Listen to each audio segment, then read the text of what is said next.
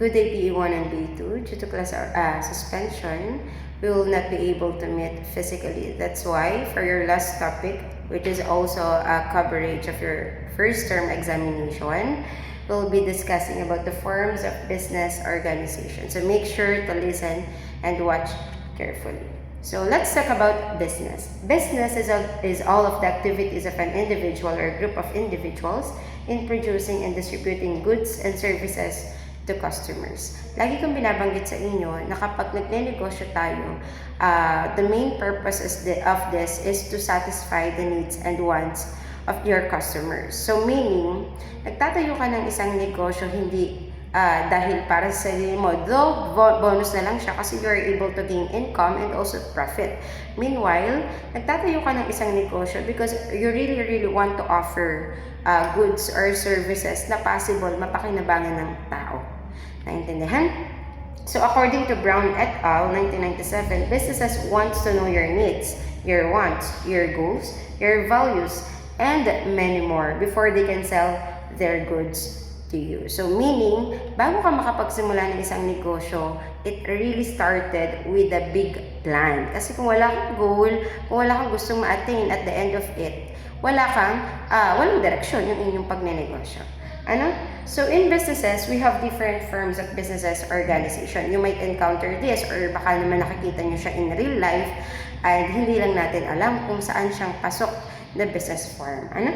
The first one, we have the sole proprietorship.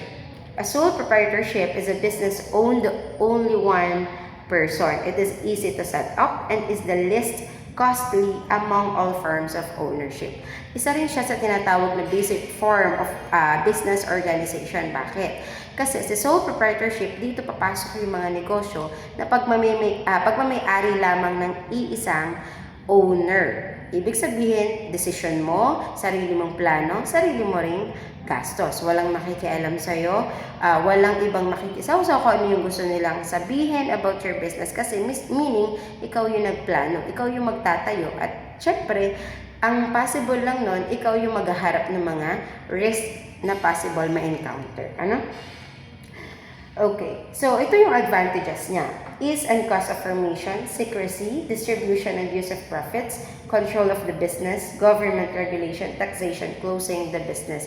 Lahat yun, ikaw lang ang may control. Secrecy, ibig sabihin, sa'yo lang. Hindi, walang ibang nakakaalam. Ikaw lang yung possible magplano, ikaw lang yung possible na gumawa ng mga actions. Meanwhile, the disadvantages of this is that owner's lack of ability and experience. Meaning, di ba, sometimes kapag mag-isa tayo, ibig sabihin, tayo lang din nangaharap lahat ng possible setbacks or risk na may encounter natin. Di ba, sometimes nga, yung pinakamababaw na example nito, kapag kayo ay may gustong gawin at first time niyo siya gawin, mas malakas yung loob nyo kapag may kasama kayo or kaibigan kayong kasama. Ngayon, dito sa isang negosyo, mas mahirap siya kasi nga haharapin mo lang siya na mag-isa. Okay? So, example po nito ay mga sari-sari store, mga food court vendor, yan, sila yan. Kasi mag-isa lang nilang hinaharap yung mga risk. And also, sila lang ang owner. Kabaliktaran naman kay partnership. From the word itself, partner. So, meaning, it is owned by two or more person who contribute resources into the entity. Ito ay pagmamay-ari ng between 1 to 2 persons. Bakit? May agreement sila. May mutual agreement between one person and the other person. Hatian sa pera para sa puhunan, hatian sa plano, hatian sa idea. So, syempre, kailangan ayun ay may pag-uusap. Okay?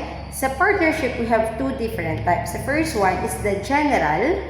A general partnership is an association of two or more persons, each with unlimited liability and who are actively involved in the business. Si general partnership kasi, any one of them ay pwedeng maging liable. For example, gustong kumuha ng puhunan through utang. So meaning, parehas sila na pwedeng kumuha na parehas sa sarili nila. Pwedeng sa kanya, pwedeng sa isa. O kaya naman, kung pagsasamahin, kaya-kaya nilang bayaran yung responsibility na meron sila. Ano? Kasi sila free silang dalawa na kumuha ng loan sa iba't ibang organization na pwede nilang kuhanan. Kabaligtaran naman kay limited partnership. It is an arrangement in which the liability of one or more partners is limited to the amount of assets they invested. Meaning, kung ano lang yung agreement nilang dalawa, ayun lang yung dapat makakuha ng approval kung saan man kukuha ng puhunan or resources na kailangan nila to build the organization or business itself. Naintindihan po yung difference? Okay, ito naman ang advantages at disadvantages ng partnership. Is a formation, pooling of knowledge and skills, more sources of capital, ability to attract and retain employees, and tax advantages. Paano po yan? Siyempre, the more, the merrier. Sabi nga, two heads are better than one. Kung mas marami kayo, mas maraming knowledge yung may bibigay nyo or may integrate nyo doon sa business nyo. And also, kapag may risk na possible may encounter, dalawa kayo na haharap doon or partner kayo na haharapin yung problem.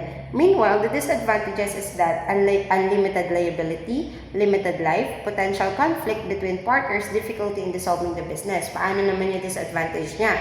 Ngayon, kapag nagkaroon ng conflict between these two person, maapektuhan yung business. Possible ay dahil hindi na tayo okay, hindi na rin natin itutuloy yung negosyo, o kaya naman sa'yo na lang yan, o kaya naman yung utang ikaw na lang magbayad dahil nga may conflict. Ayun lang naman yung problema doon. So, ang pinaka-solution for that is to compromise for each other. Magkaroon ng understanding and also proper communication.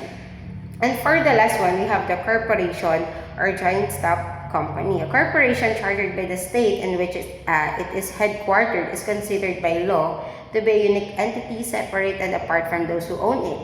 It can be taxed, it can be sued, it can be entered into contractual agreement. Kay corporation naman, dito papasok yung napakarami na ang involved. If you still remember the organizational chart na nilagay ko po dito sa inyong board before sa ating discussion, yung may mga ine-elect na board of directors, may CEO, may different managers for every marketing, finance, production, and administration. Doon, maraming involved. Kasi hindi na yun kayang harapin or hindi na siya kayang itayo ng isang tao o kaya naman two-person lamang. Kasi may mga kanya-kanya na silang designated tasks. And also, malaki kasing kumpanya na po yung kanilang binibuild at itinatayo. So, may mga shareholders dyan, BOD. Ang advantages niya is limited liability, legal entity is of raising additional capital, it may deduct the cost of benefits, it provides officers and employees. So, meaning, mas maraming resources ang makukuha nila. And also, the knowledge itself. Kasi lahat sila may potential. The disadvantage is that it is really hard to establish. Kaya di ba lagi ko sinasabi sa inyo, kung magsisimula kayo ng negosyo, make sure to start sa mas maliit. Kaysa sa mas malaki kasi mahirap siyang buuin. Mas maraming resources, mas maraming tao ang kailangan. Okay? So, ayun lang naman po ang three forms or different types of forms of business organization. So, make sure to remember the differences of the three kasi kasama po yan sa examination. Thank you for listening.